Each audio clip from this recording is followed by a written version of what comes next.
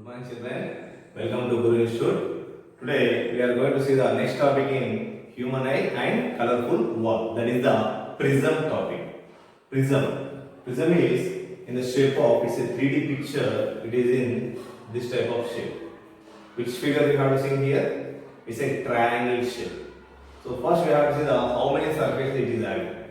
So first surface, back side, second surface, over. The third one, fourth one, fifth one. That means for the sides we have three surfaces and top one and bottom one. If you keep like this. So totally we have prism 5 surfaces. Out of those 5 surfaces, 3 and 2. The top one and bottom one, that means the front and back are which shape? Triangle shape. Right? So next coming to this one, the remaining 3 shapes are 3 sides. Which shape it is? See here, it's a rectangle, right? So this is also a rectangle, and this is also a rectangle. So remaining 3 sides, it should be a rectangle shape. Rectangle shape. That means this one. So it's a triangle shape. Top and bottom are the triangle shape, and remaining is the rectangle shape. So this prism we have to use for to observe the refraction of light in the 2 surfaces. Up now we see the refraction of light at the 1 surface only, but here we have to see the 2 surfaces. What are 2 surfaces? These are 2 surfaces. First one and second one. If you take the prism like this, it's a regular prism, means it is in a triangle shape. All sides is a triangle shape, and this has a equilateral triangle. Equilateral triangle means all the angles are same, all the sides are same. Here the angle is 60 degrees. Here also angle is 60 degrees. Here also angle is 60 degrees. All the sides the angles are equal for us. So then you can take it like this. It is also 60. It is also 60, and this is also 60. So right. Suppose if a light is falling like this, and it is enter into this prism and traveling through this prism and existed from the other side. So this is called incident ray. What is done inside? There is a deviated ray, and which is coming outside. That is called emerged ray. This deviated ray is also called as the refracted ray. We will see clearly, right? So if you take here, so this is the first surface, this is the second surface. Now if you take like this is the first one, this is the second one. If you take here, this is the first one, and this is the second one. So like that, if we can take this one. So now to observe this one, totally 3 rectangle surfaces and 2 triangle surfaces. So total 5 surfaces. To observe this picture, we have to draw this one again. How you can see this means? So just keep this one on a which one? Table. Okay, I am taking on the board. Just take the experimental table, and on that one take the chart. And on that one keep this one like a horizontal one. So to observe this one, let me, this board is a table and this is a chart. On this one you have to keep like this one and draw the outer structure. So see here, I am drawing here. What is the outer structure? How we took like this. So this is a triangle shape. For our clearance purpose, I am drawing a large way, bigger size. So it's a triangle shape, right? So let's name this what it says by any name. Let P, Q, R or X, Y, Z. Any 3 letters we have to take. Now we have to enter the incident ray. So this is like this. So if you have to enter the incident ray from the PQ side, on which side the rays fall? Suppose if you take like this, the rays fall on the triangle side or rectangle side. Okay, right, very good. The rays fall on the rectangle side. But by seeing, we can see that this falls on the one side of the triangle, but this is not on the triangle side. The upper layer and bottom layer only triangle. The side layers, the affected area is a rectangle one. So the layer, that means the ray, the incident ray is entering from the rectangle surface, and it is also refracted in this prism and existed from the again rectangle surface only. That means this PQ, QR, PR surfaces are which one? Rectangle surface. The upper side, PQ upper side, PQ bottom side. This upside and bottom side are the triangle surface. That's why I shown this one. Okay, is it clear? This is the rectangle surface. So now we can see this one. So how we can do this means, so simply you can take the incident ray. So as usual, take a incident ray with some acute angle. So this is the incident ray. I. Then what we know that whenever incident ray is there, at that point we have to draw a incident point on that point. So here this is the incident point. So at this point we have to draw the normal. Draw the normal is what? Perpendicular to the surface. This is the surface. I am drawing the perpendicular. See here. So this is the perpendicular. I am taking that point. You can take any point, either M or N, whatever it may be. So then this is the normal. So now measure the angle between normal and incident ray. Angle between normal and incident ray is nothing but what? Incidence angle. So this is the normal, right? What is the N dash? Okay, like that. And this is the incident. Right? What is the angle? This is the angle and this one is the angle. So if you say there, if you see here, so this one is the, here it is the air. This is the prism, and again two times it should go for the refraction. Air to prism, prism to air. So we are taking air to prism. So then this is the surface. So this is the first medium, this is the second medium. Then you can measure here. So this is the angle of incidence, I. Okay, right? So next, after that what happened? You will undergo the refraction. If you undergo the refraction, that means it can be little bit deviated. So what will happen? See here, it is deviated like this.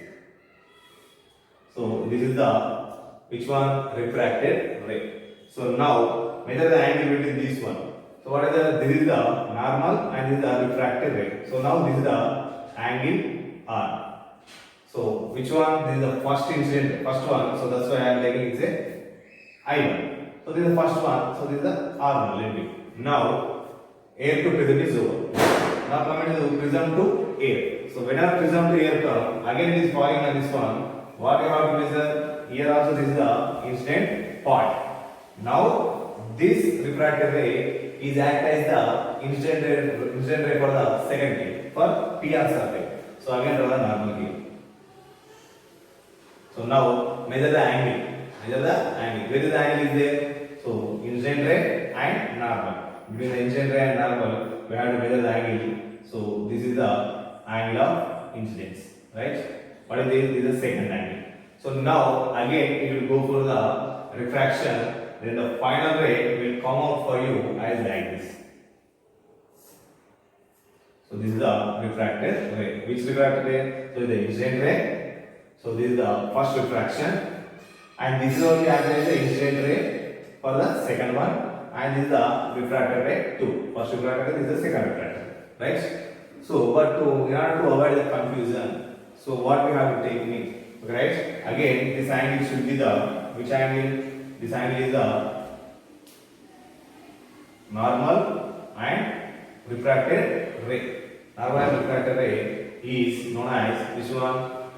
Refracted angle, right? That is R2 we have to take. So in order to avoid this all confusions, what we have to take means simply we have to take the, for our easy convenience, we have to take not all these one.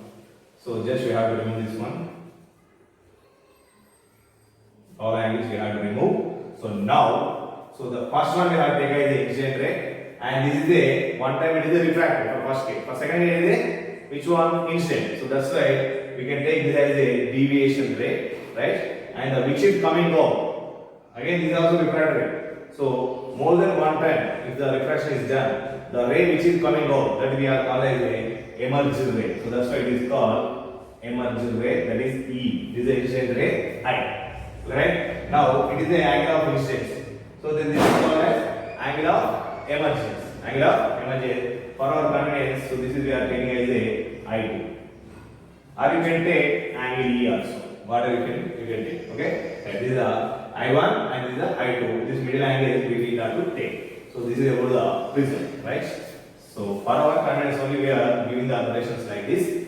So this is the first incident angle. So this is the refracted. And this is the second incident angle. This is the second refracted angle. That means this is the emergent angle. Simply for the total picture, this is the incident angle. This is the emergent angle. So why? Because what is done inside we can't see. We can view the ray from this side. We can view the ray from this side, and we are getting the ray from the other side, other surface. So what we done inside we can't see. That's why the first ray we are taking the incident ray, the outcoming ray we are taking the emergence ray. So the angle between normal and incident ray we call it incident angle. The angle between normal and emergent ray is called as the emergence angle or angle of emergence. Over. So now we have to do a small thing. So we have to extend this one. So like this. This is the incident angle, incident ray. So you have to extend it to back side. What will happen we can see. So you have to extend like this. Alright. And this is the angle of what is the this is the angle of emergence. This is the emergent ray. So just extend this one. I can see this one. Just extend this one. Then what you have to see is so they both are meet at one point, right?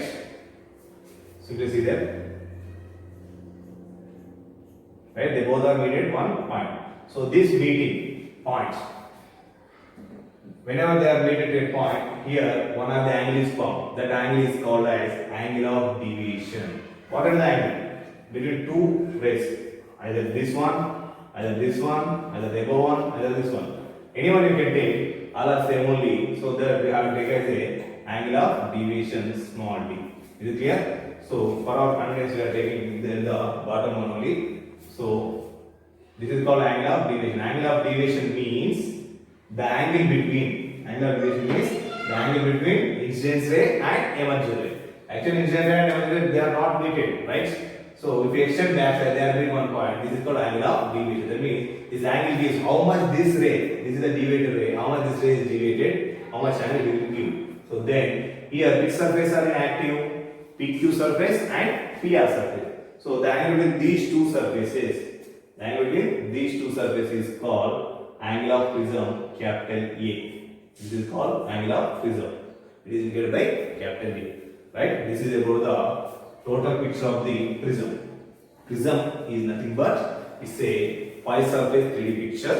It has three outline surfaces of rectangle shape, and the top one and bottom one, the upper side and the back side is called a rectangle surface. Sorry, triangle surface.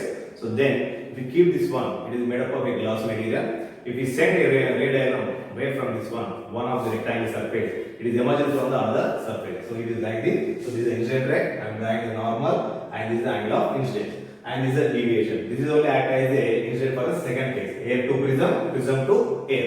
So then again it is entering as like this. So totally, finally, which is coming out, we are called as a emergent ray. So the angle between these two is called angle of emergence. This points you can take any name, M and N, A and B, B and C, whatever it may be, any English letter, we have to take this one. Right? Now, if you extend the incident angle and emergent angle, the incident ray and emergent ray, then they both will meet one point.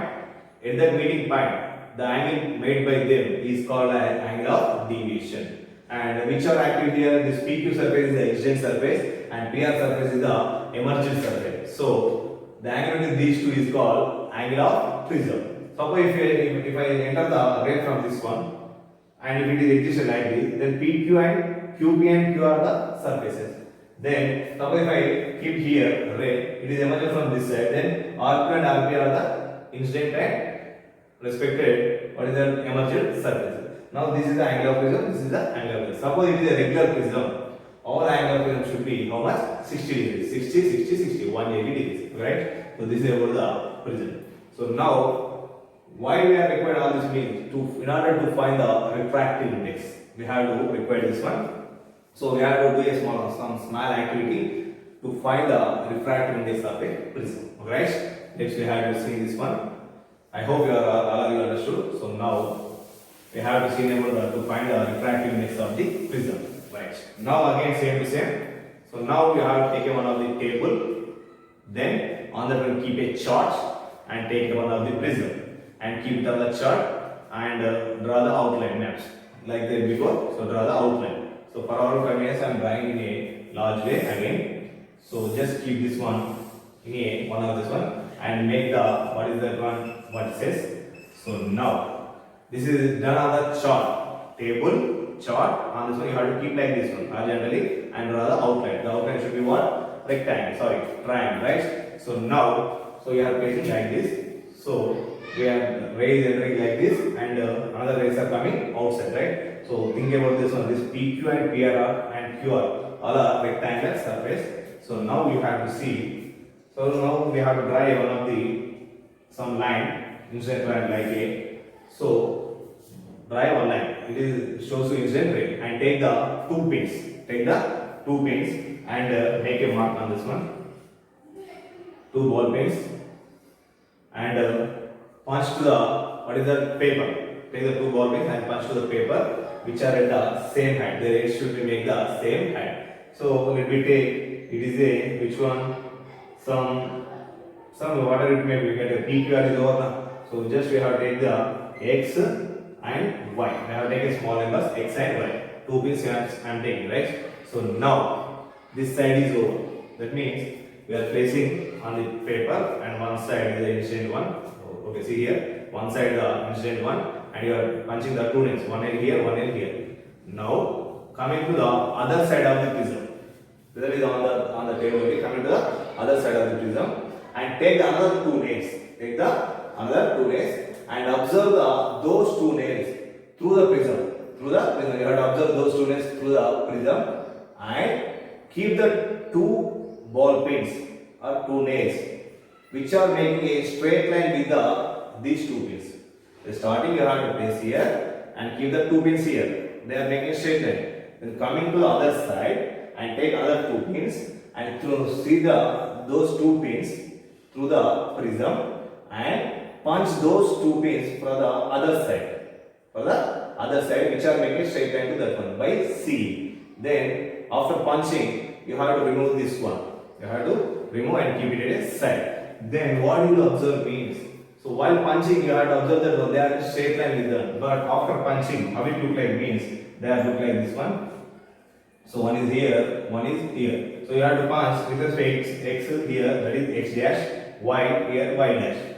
So you have seen that for coming to this one, you have to punch through by seeing this one, you are punching like this. They are making a straight line to the X and Y. But after removing the prism, you have to observe this one. What will happen? They are in a cross one. Just join the base of this one. Then what you understood, you can see this one. Just join the bases.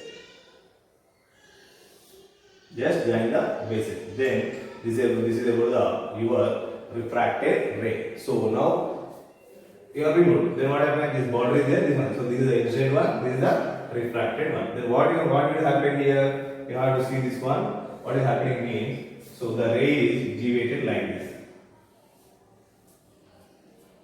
So this is the incident one, you can write, this is the refracted one. So right, why we are making into straight line means the light is always travels in the form of straight line. So this is the deviated, you are getting like that. So now again same matter, so you have to extend this one, this incident ray and extend this emergent ray, and by using protractor you have to find this angle of deviation. Suppose it be some 20 degrees, suppose or 30 degrees, whatever it may be, you have to find this angle of deviation. And before only, whenever you are taking the prism only, you have to take the regular prism. So already know the angle of prism, that is A. That is how much? 60 degrees, right? So now note down these values. So at this point, so draw a normal here and draw a normal here. Now by using the same protractor, you can measure this angle of incidence I1, and this angle of incidence, angle of emergence I2. Clear? Simply once I told you, take a prism and keep it on the table, charge, and keep it on this one, make a outer line and keep the two nails, right? So then coming to the other side, by observing the two nails and make a straight line. After removing this one, what you observe, you have to observe like this and join those bases, then join this point and this, then this line gives you deviation. Now extend the incident ray and emergent ray and they will meet one point. By using protractor, note down the value D. Okay, that is angle of deviation. Now already while taking only we have to know the angle of prism, that is angle A. So now draw the normals here and find the angle between normal and incident ray, normal and emergent ray. It is as incident angle and it is as a emergent angle, right?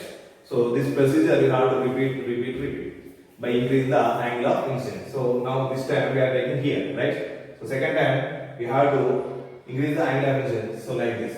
Third time here. The fourth time like this. Otherwise, suppose the first time only you have to take like this. First one angle of incidence, then increase angle of incidence. Angle of incidence. About 30, 40, 50, 60, 70, 80 like that you have to take. Then automatically it should be also changing. Either it is varied downside or it is varied upside. How it should be varied you have to take. Every time So this is a prism. Every time we have to. So then note down these values as a table column. What is the I1, I2, and D? Incidence angle, emergent angle, and angle of deviation. Then note down all these values. Suppose starting take 30 degrees, then 40, then 50, then 60. Gradually you have to increase the values, and gradually what will happen? You have to observe and note down all these values as well as D. Our duty is to note down, to increase the angle of incidence and note down angle of emergence and deviation. Then what will you observe means? So this is about your activity. Then from this one, what we can observe means, so whenever if you draw after completion of this total activity for different values you are getting here. So if you draw what is a graph between the two things. What is the incident ray and deviation? What we have to observe is how much it should be deviated. That is only we are observing, right? So on the x-axis you are going to take angle of incidence. That means incidence angle. On the y-axis you can take which one you have to take? Angle of deviation you can take. So that means these one you can take, and these one. From these two, this is taken on x-axis, this is taken on y-axis. For these two, you have to draw a ray diagram. That means graph for those values. Suppose this is 30, then it should be suppose 10 or 5 is how much you can write. 40, how much? 50. So 30, 40, 50, whatever it may be, they may be increasing or decreasing like that. Order, you can take those values. And if you draw the ray, then it shows like this. See here. The graph is coming like this. What do you observe from this one? So this is 0 degrees, then 20, 30, 40, 50, 60, 70, 80 like this. Then this is 10, 20, 30, 40, 50 like this we are taking. Then what do you observe from this one? As the angle of incidence increases, what is the deviation? Suppose 40, here the deviation. 45 here, 50 here, then 60 here, 70 increasing, 80 increasing, 90 increasing, 100 increasing like that. That means below 90 we are taking acute angle. So it is increasing. That means what you observe? As the angle of incidence is increasing, angle of deviation is startingly decreasing and reaches to a minimum point, and again it is continuously increasing. That means the starting it is decreasing like this. Slowly it is decreasing gradually. And once it reaches to the minimum point, it is gradually increasing its values. So this is done in the prism. So this point, wherever it is minimum, this point is called angle of, this point is the angle of minimum deviation. Minimum deviation. The angle of deviation is indicated by D, but angle of minimum deviation is indicated by capital D. So now we can take this value from the graph, this one. Suppose for this one, what is the angle of deviation? 25 degrees. Angle of deviation. At this point, these two are equal. Which are equal? Just see here. Whenever we are getting the minimum angle of deviation, just see the picture again. So this is the incident ray. So this is the refractor. That is emergent. When we get the minimum deviation, deviation is minimum means here nothing deviation will be there. Inside the prism, deviation angle is minimum means so maximum the deviated ray would not be bent, right? So how it will look like? Just see here. It should be like this, showing straight line. Suppose it is deviated like this, angle is increasing like this. So gradually it reaches to the what is the parallel line. So whenever it is a parallel line, so there is no deviation. No deviation means so if you extend this one, this angle also minimum. So this is capital D. So whenever minimum deviation is there at that point, so this angle I1 is equal to this angle I2. So angle I1 means incidence angle is equal to emergent angle at which point? Capital D. That means angle of minimum deviation. So the deviation angle is gradually decreasing and again gradually increasing. At one point it reaches to the minimum point. At which point? Wherever the angle I1 is equal to angle I2. That means the incidence angle must have should be somewhere it is equal to the emergent angle. At that point there is no deviation. Inside the prism, what should happen means, inside the prism what should happen? It is no deviation, simply it is a, make it like a parallel line, that is straight line. So this is about the prism. So by seeing this one, which we are getting now this one, we are getting a values, which values we are there, we have here. So that is angle of incidence we have, angle of prism we have, angle of minimum deviation, all of this. So by using this one, we can find the refractive index of the prism by using the formula n is equal sin of a plus b by 2 by sin a by 2. By using this formula, we have to find out the given prism refractive index. So suppose if you take a regular prism, then what is the minimum deviation? We can't know, right? Why? Because you have done the activity, then we can know that. But we can know the angle of prism. How much angle of prism? Suppose you take a regular one, 60 degree. Right? Let me take different one. Then we will get the one. Suppose angle of minimum deviation. Suppose it is a 40 degree. Let me. Then what you get? If it is given like this, n is equal sin of 60 plus 40. How much? 100. 100 by 2. How much? 50. By sin a by 2. 60 by 2. How much? Sin that. Then if you find this value, then you will get the n value. Okay, suppose for example, capital D value is 30. 60 plus 30, how much? 90. 90 by 2, 45. Sin 45 by sin 60 by 2, sin 30. Sin 45 value is how much? 0, 1 by 2, 1 by root 2. So this is 1 by root 2. And sin 30 value is how much? 1 by 2. 1 by 2 means 1 by 2. If you cancel this one, root 2, if you cancel, you will get root 2. If you come to the upside, you are getting root 2. That is 1.414. Suppose for this case, you are getting the refractive index value is 1.414. Why I am not doing here? Here means sin 30 1 by 2 we know that, but sin 50 we don't know the exact value. We have to use the sine table. Okay, sine table, then we will get the answer. So like that, in examination for one mark question, asking for the what is the refractive index of the prism? If angle of prism is 60 degrees and angle of minimum deviation is suppose 30 degrees, what is the answer? So you can do it like this.